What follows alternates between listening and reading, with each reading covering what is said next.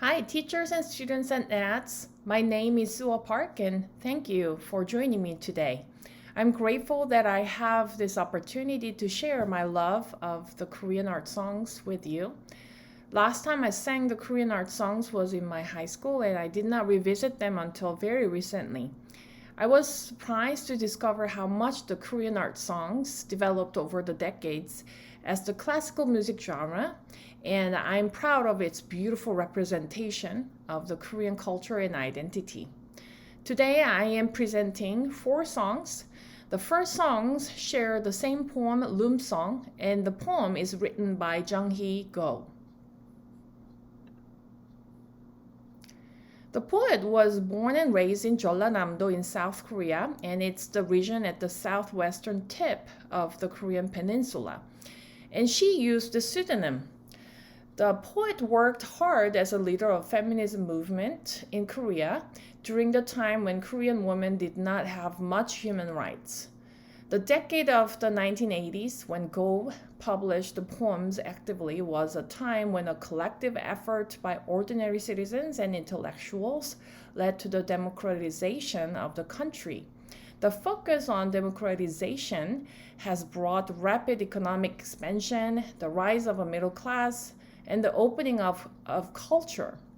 However, the rapid development has downplayed the working class and women in the society. The first Loom song is written by Youngjo Lee. Youngjo Lee started to compose since age 12 and studied composition at Seoul National University. In 1976, he went to Frankfurt, Germany, and studied composition at Frankfurter Musik Hochschule. And he is the professor of composition at the Korean National University of Arts since 1993. After returning from Germany, he challenged the modernism which dominated Korean musical environment in early 1980s. During late 1980s, while the political and social conditions of the country changed for the worst, he composed many vocal pieces with strong messages.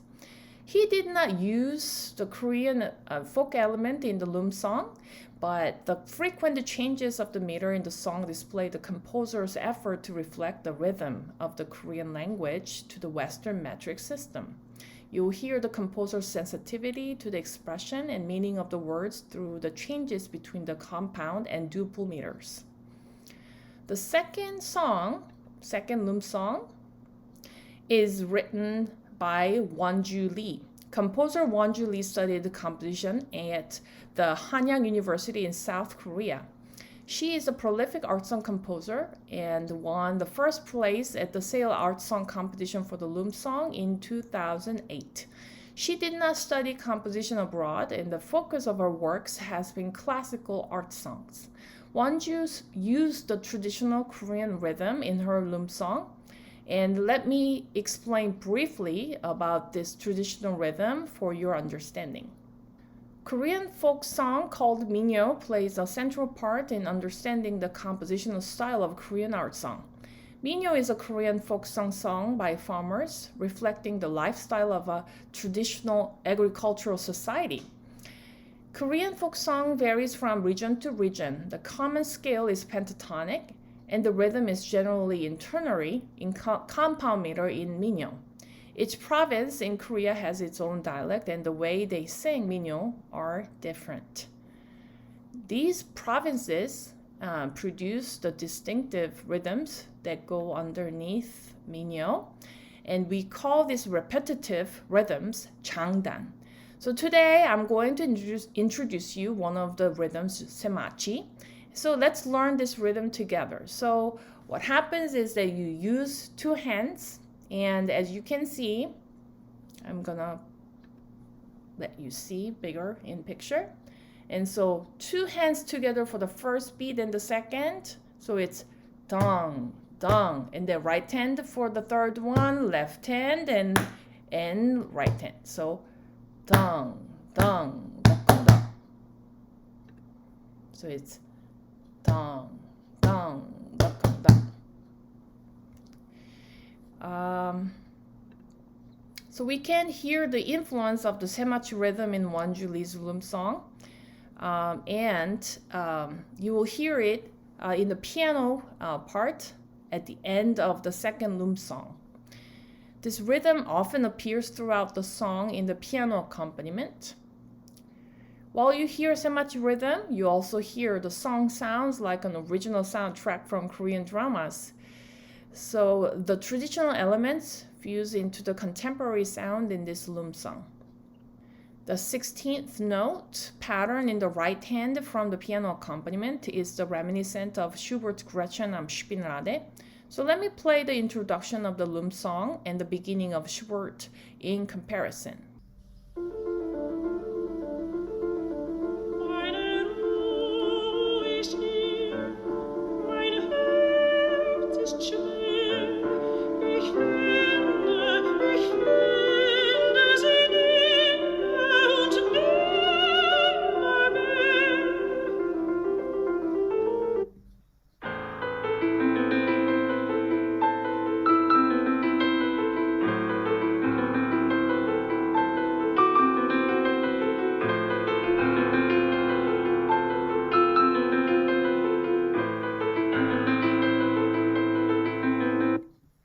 Schubert's song opens with Gretchen at the spinning wheel, thinking of Faust. The accompaniment in the right hand mimics the perpetual movement of the spinning wheel. Likewise, Wonju Lee's Loom song contains the obsessive 16th note in the right hand describing the mechanics of the reel of Hero Loom. But this rhythmic pattern also expresses the world of anguish, desire, and hope. So without further ado, Dr. Lim and I would like to perform the two Loom songs.